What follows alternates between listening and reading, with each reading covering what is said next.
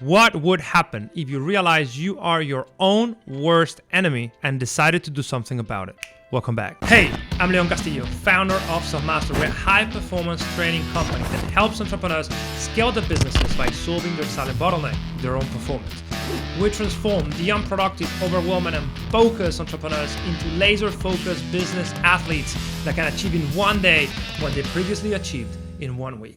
Today I want to talk about how you can think yourself into peak performance, success, and great results, but also think yourself into failure, misery, and just being totally unhappy. The mind has the ability to shape the reality that we inhabit. By way of giving meaning to our experience, we can essentially create our own adventure. But what if the experiences you are living are not aligned with who you want to be? What if you are just not getting the results you want? What if you keep failing at whatever it is that you're trying to do, or you just never get started, or you procrastinate, or you keep hammering your head with negative thought? What if you are losing the battle in the mind? Well, there is a way out, and it all starts by understanding how does the mind work. And I'm going to use a mental model that, as all mental models, is essentially wrong, but it is very useful because the best mental models are still wrong, but they're useful. And it is the mental model of the thinker and the prover. Essentially, and this comes from Dr. Leonard Orr, that postulate that the human mind essentially has two sides, right? It's like a human operating system in which you have one part of the brain that is focused on thinking, on imagining scenarios, and then the other part of the brain is busy seeking validation and proof of the thoughts that the first part of the brain have thought, right? So you have the thinker and the prover. The thinker thinks and the prover proves. And why is this important? Because as you go through life, you imagine things, you create scenarios, you make plans, you say targets, you create beautiful images in your head about what's possible and what's not possible, about what happened and what is about to happen. And those thoughts cannot be controlled. They just arise. You do not have control over the things that you think. Even the most experienced meditators cannot tame their minds. So essentially, there's nothing that is off bounds for the thinking part of the brain. Now, the problem is that thinking side of the brain comes up with ideas, thoughts, and beliefs based on the conditioning that we have had in the past, based on the beliefs that have been instilled in who we are when we were kids, when we didn't have control over the thoughts that we entertain. So that thinking part of the brain is not entirely free because it's been pre-programmed by the people that raised us when we were kids. So that's the first caveat.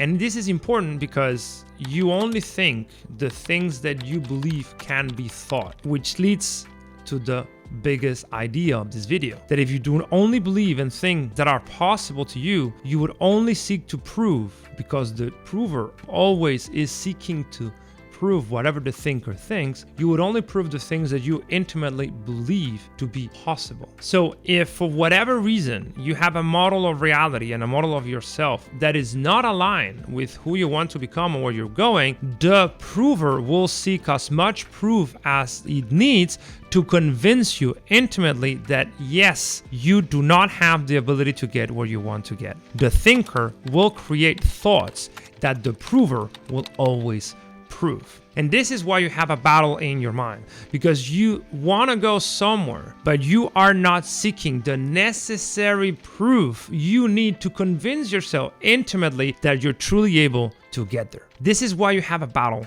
in your mind. So how do you solve this riddle? How can you dissolve this battle and essentially progress towards your goal with ease in a manner that is enjoyable without suffering? Well, by seeking to invalidate all the belief systems and thought patterns that does not align with where you want to go and who you want to become. Every time you have a negative thought, every time you have a faulty belief that doesn't allow you to progress, you need to seek proof that that belief system is wrong, that thought process is flawed. And over time, this doesn't happen on an instant, it takes a bit of time. You would only entertain thoughts that are actually useful. It doesn't even matter if they're true or not. What matters is that they're actually useful to you. Which is why I'm a huge proponent of not watching the news, because the news, for instance, is information that has been commoditized and packetized in order to create impact, negative impact in your mind, so you remember those news and you become hooked to the dopamine hits that come from reading them. And the thoughts that arise from those news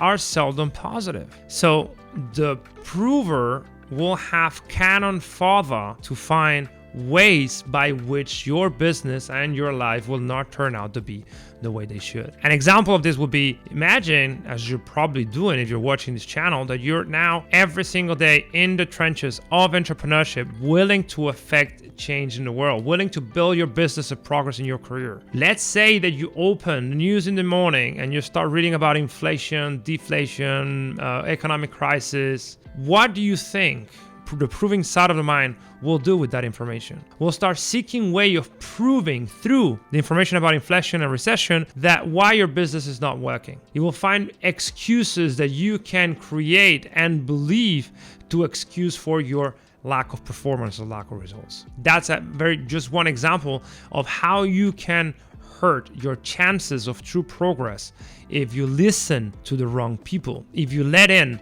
the wrong information. So, as a recap, there's essentially two sides in the human mind. One is the thinking side and the other one is the proving side. Thinking side essentially is creating scenarios, plans, targets, goals, imagining things in the future, revisiting stuff in the past, entertaining illusions in the present. And most of those thoughts are just not useful. And the proving side of the brain is always seeking to prove that those thoughts are real based on your previous programming. So if every time you fail at something, you entertain the belief or the thought that you're just maybe not good enough, the proving side of the brain will make sure you find an example in the past that proves that you're just not good enough. So my suggestion is pay no attention to negative emotions. Pay no attention to faulty information. Pay no attention to the people and things that do not help you get where you want to get. See you in the next video.